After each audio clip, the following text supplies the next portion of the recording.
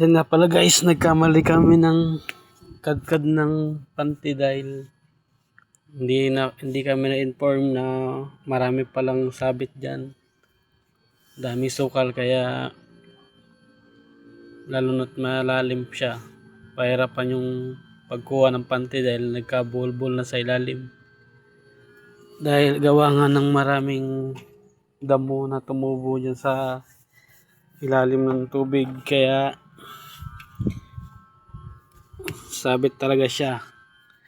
Maraming butas yung panty natin ngayon guys. Guys, pahirapan talaga yung pagkuha. Tingnan nyo. Hirap na. Okay na siguro yun, no? Bagay, hindi na maiwasan yan guys. Meron talagang mapupunta na may sabit, di ba? Hindi naman perfecto yan eh. Pantinda, pwede paninda to eh. Tanyo guys, kahit anong gawing hatak, hindi talaga malis dahil nagkabuhol-buhol na sa pinakailalim ng tubig. Pahirapan talaga ang pagkuha namin dyan guys. Ayun, hatak-hatakin na, hindi pa rin talaga matanggal. Dahil nga matibay din yung mga tansi ng nabiling panty. Kaya ganyan siya katibay. Kapal pa yun. Doon siguro tatanggalin sa bahay.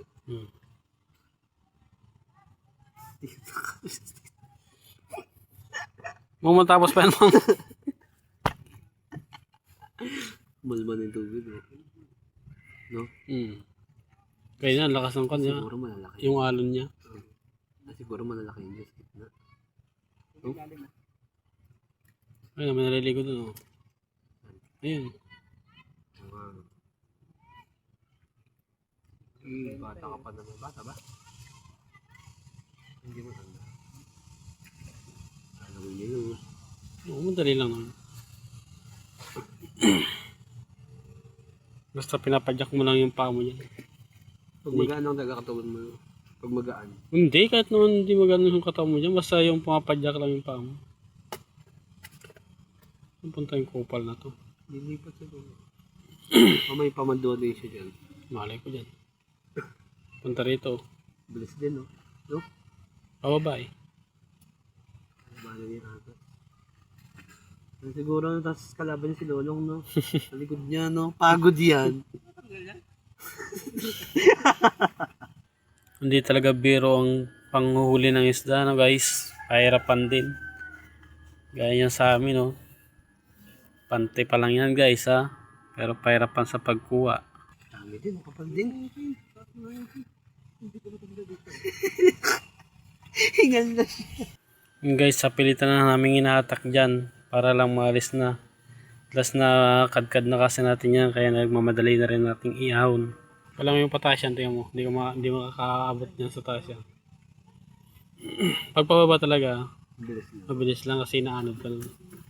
Pero kung sasalubungin mo yung yung agos niya.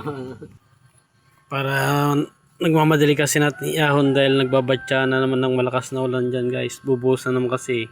Ito nga pala guys yung nahuli namin. Hindi ko na pinakita kung paano namin naiahon yung pante dahil bubuhos na yung malakas na ulan. Sapilitan na lang yung paghatak guys kahit na marami yung nasira. Wala tayong magagawa, ganun talaga.